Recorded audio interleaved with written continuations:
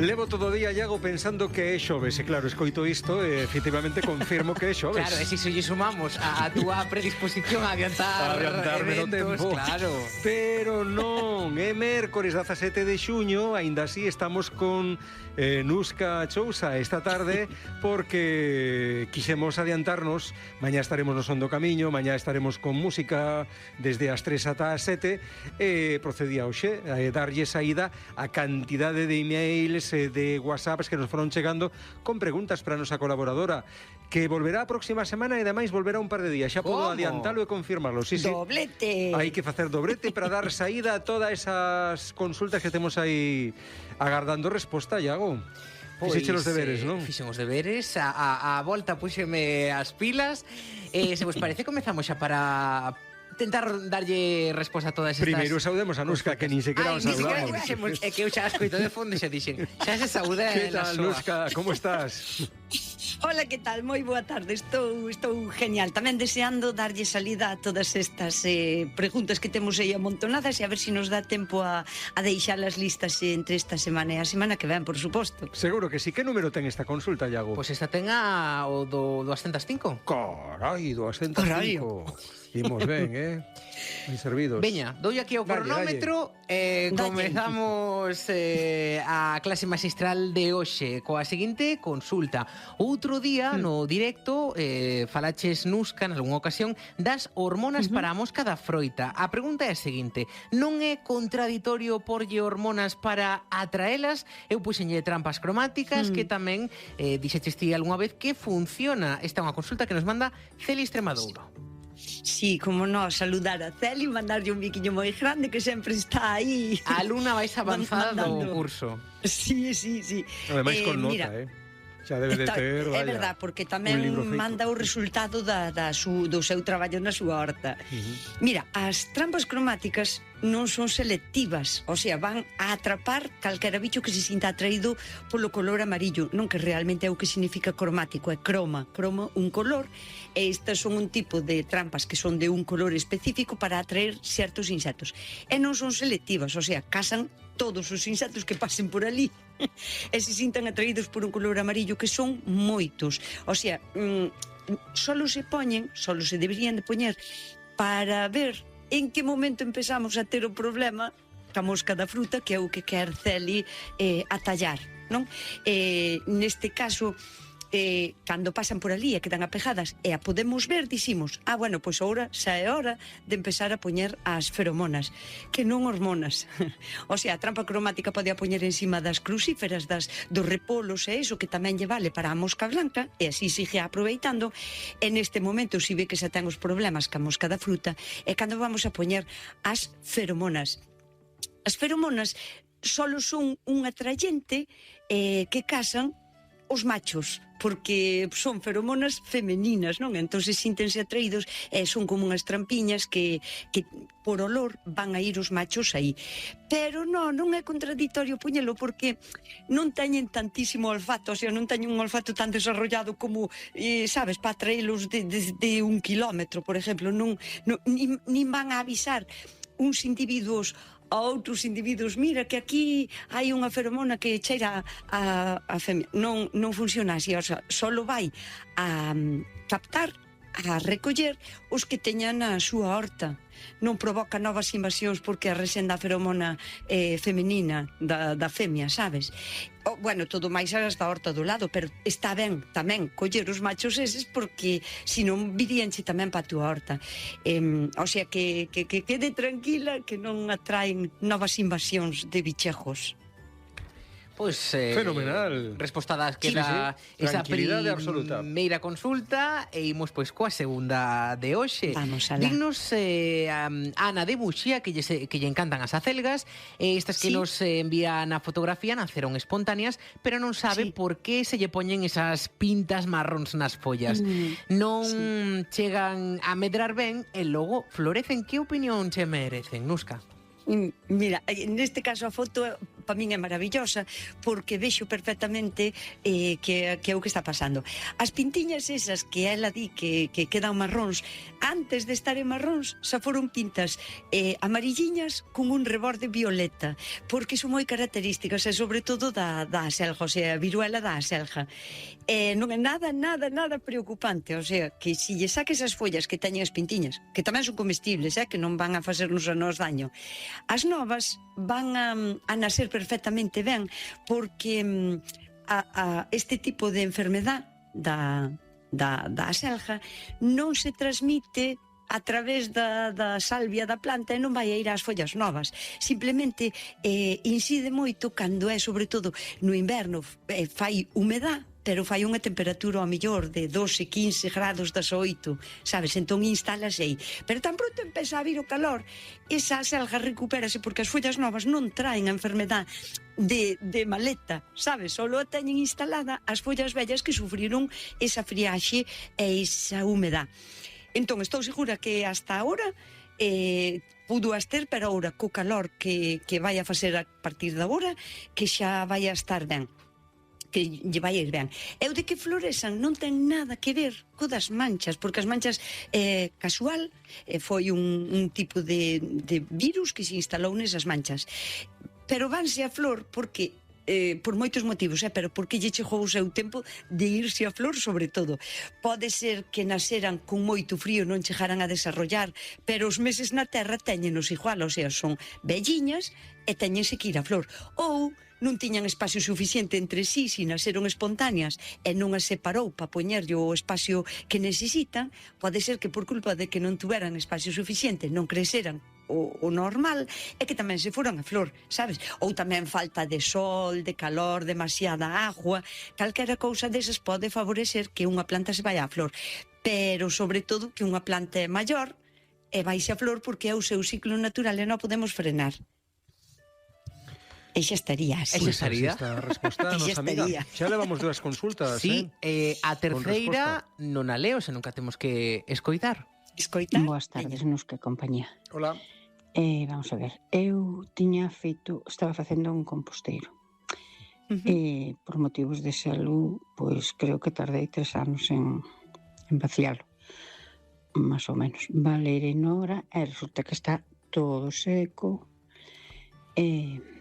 incluso lle medraron raíces non sei de que polo composteiro arriba. A miña pregunta é, eso vale para algo ou tiro con ele? No, tiralo, no, querida amiga. O compost de 3 anos, a ver, para min un bo compost ten que ter 1 ano. Un compost excelente ten que ter 2, e se ten máis de 2, pois vai a ser mellor aínda, porque vai a ter moitísima máis actividade microbiana da que nos vale para alimentar despois as plantas. Que estea seco solo significa ou ben que está moi exposto ao millor ao sol ou sol directo, ou que non sei, ou que se desecou demasiado, non? Ou a mellor tamén porque a materia que aportou non foi capaz a completar ben o ciclo de compostaje e faltaríanlle, por exemplo, unha cousa que se chama ácidos fúlbicos e ácidos húmicos, que é un tipo como de esponjiñas que se forman nun compost que está ben equilibrado e que mantén a humedad, pero non significa que non sea bo para a horta. O sea, mezclo totalmente porque con 3 anos é como os mellores viños, vai madurando e vai sendo un bo compost. Ti mezclo ca terra e utilizo como fertilizante natural en todo, o sea. E o de raíces tampouco di nada, porque calquera planta ou calquera semente pode empezar a enraizar aí e facer as súas raíces porque está nun medio fantástico para poder crecer, pero non significa ter raíces que non che vala para botalo na túa zona de cultivo, la José. Maravilloso, maravilloso. Espero que estea mellor de salud agora e que poida levar a bo término a súa hortiña.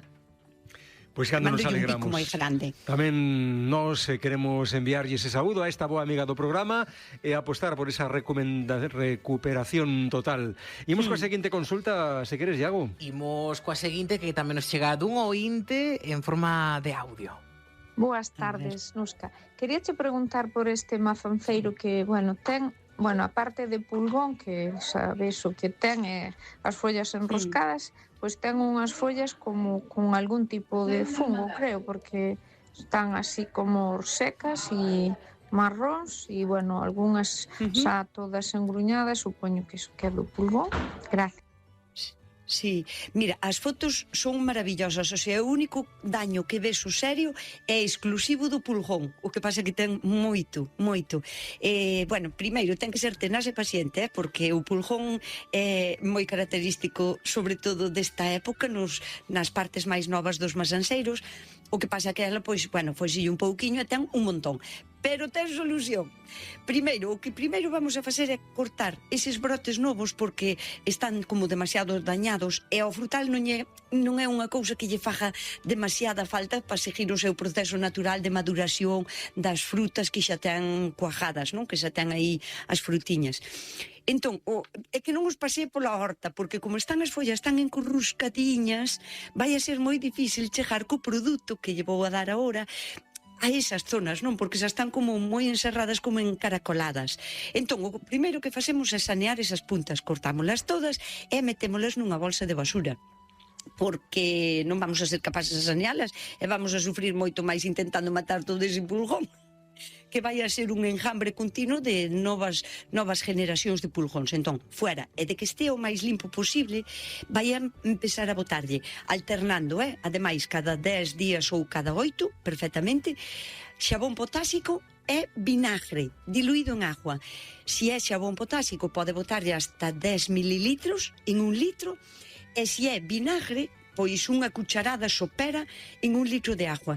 Eso ten moita acidez. E entre a acidez que ten o vinagre e o xabón que daña a cutícula directamente dos pulgóns, vai a conseguir acabar con eles relativamente rápido. Eu penso que con 4 aplicacións, 2 de cada, que xa teixa o masanseiro limpo. Pois, se ten que insistirlle cada 7 días ou 6, tamén. O sea, que non é algo que lle vai a facer daño, non? Que non pare hasta acabar co problema. E as follas secas que se ven, é verdad que tamén pregunta por elas, mirando así ben a foto, de verdad que prométolle que non me parece para nada daño de fungo, senón que me parecen daños colaterales de demasiado pulgón. O sea, follas desecadas de tanto pulgón, de tanto encurruscado que hai, de demasiado daño claro, o pulgón o que chupe é a salvia desa folla. Entonces, nada máis que iso, eu penso que en canto o sané eu trate así, que en un mes que o ten limpo, Pois imos confiar en que sexa así, que pase ese mesiño e xa nos confirmarás, amiga, se efectivamente estaba acertada na diagnose Nuska. Ou es que deixamos de momento os audios, pero temos máis comunicacións vía correo electrónico. Vía mensaxe escrita. Por correo electrónico tamén. Non, vía WhatsApp. O meu correo electrónico. É que Nuska tamén estás atenta a todo, muller, un non pode meter la foca, No, eu era por reconfirmar que había por aí un correo electrónico ao cal mandar mensajes. Pero como un correo electrónico non teño eu ese correo electrónico. Para o futuro podería ser consultasnuska@gmail.com, pero de momento non existe. Son WhatsApp que nos foron chegando. Pois imos con esa consulta vía WhatsApp logo que nos envía Carmen Castrodén de Pollo, en a que nos di que ten esta suculenta, da que nos envía unha imaxe, e quería saber se se pode reproducir por pugas ou esgallos e cando é a época do ano boa para facelo. Grazas de parte de Carmen, Nuska. Ai, Carmen, que bonita tesa. Chámase rosa negra, o sea, xa sabedes que para min as suculentas son así como a miña debilidade.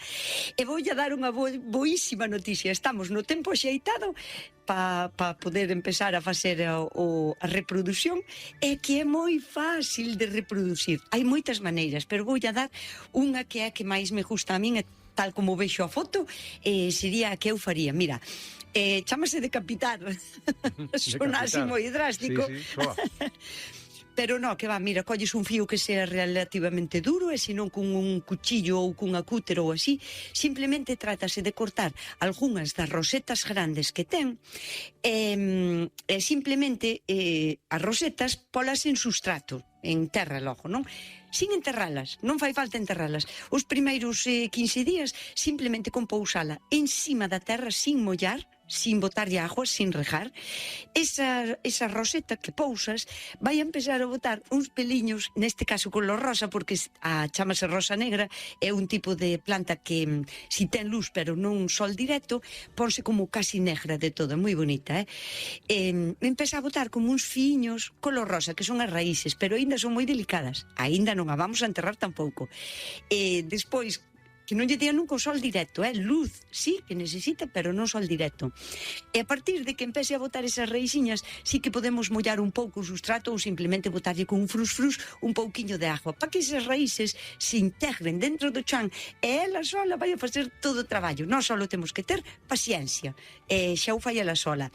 E máis, en cada corte de decapitación que fai das rosetas na planta nai que ten, en cada un deses cortes, se o mantén húmedo, con un flus diariamente, e non lle dá o sol directo tampouco, pero ten tamén con luz, pero sin sol directo, ese corte vai a brotar como un conjunto de rosetas e vai a facer como se fora como un pequeno ramo de novia de suculentas. En pouco tempo, a mellor en 4 ou 5 meses allí empezan a salir todas xuntiñas e vai se a poñer fermosísima, que despois a súa vez, cando esa roseta xa estea como instalada, que teña como moitos fillos, pode volver a cortala e volver a plantala en sustrato seco, porque vai a facer outra vez como se fora unha copia da planta que vemos nai na foto que nos manda. O sea, estamos no mellor, a mellor época sería a primavera tardía, o sea, a partir de que casi empezásemos a entrar no verán, pero ainda estamos totalmente en tempo, vale? Así que veña suerte. E quero ver unha foto pa máis pa diante, pa ver como lle foi. Veña, mandar esa fotografía para coñecer o resultado. Imos coa última consultiña desta tarde, Iago. Pois veña, vemos, dignos, máis ben mándannos dúas fotiños de plantas e dignos que, aínda que parecen a mesma, a primeira é framboesa branca, está moi cargada de froitos, pero tamén ten moitas ramas novas. E a pregunta para Nuska é se debo podarlle esas partes novas. A segunda imaxe tamén é framboesa, pero vermella, está moi vigorosa e xa, pero non ten ningún só froito. Que lle está a pasar? Será por falta de algún nutriente? Moitas grazas a todo o equipo e aí está a increíble mestra. Sí, que guai, gracias. Mira, vendo as fotos, estou segurísima de que a que non lle está dando fruto é porque a podou o ano pasado casi a ras de chan, porque son todos os brotes que ten novos. Vou explicar. Mira, a framboesa é un tipo de fruto, de arbusto, que vai a botar fruto este ano nas ramas novas do ano pasado. A ver se me explico. Fai o mismo que a viña, por exemplo, non? Ti tes que deixar medrar un racimo no ano pasado. E po ano é onde dá fruto. Entón, vese perfectamente, ademais, diferenciase ben a blanca da que é a roja, porque a blanca é como máis clariña, a roja ten como os nervios un pouquiño máis rosáceos, máis granates, non? Entonces, que non lle saque as ramas novas á blanca, porque onde ten o fruto este ano son as ramas do ano pasado, sabes? E se lle quita todas as ramas novas, po ano non vai a ter fruto. O sea, hai que deixarlle algunhas ramas. Si quere quitarlle algo, que lle quite, por exemplo, algunhas a ras de chan, pero que deixe as máis vigorosas para que po ano esas dian fruto. E si quere podar ben a framboesa, o que ten que quitar é as ramas que este ano deron fruto, porque non volven a dalo. Explíqueme ben ou liei, ou mellor liei. Sí, que está claro. Vale, entón, a outra de verdad pode ser por exceso de nitrógeno, non? Ou porque teña falta de sol directo, que os arándanos necesitan sol directo total, ou, bueno, se ten moito nitrógeno tamén pode ser, pero eu quero pensar que tal como vexo que están todas as folliñas de igual maneira, de igual colorido, frondoso, bonitas e tal, penso que foi unha poda excesiva do ano pasado, quedou sin ramas frutíferas e hasta o ano non vai a ter fruto, o sea que se quer quitarlle que lle quita algunhas, pero non todas, porque senón po ano non ten ramas de froito. Pois ata aquí a resposta a esta amiga do programa. Agardamos que todos aqueles que fixeron a súa consulta topasen esa satisfacción, ese consello, e a semana que ven máis, ademais por partida dobre, o mércores e o xoves volveremos pasar revista a todo o que nos queda pendente de WhatsApp. Como un coche de Fórmula 1. Sí.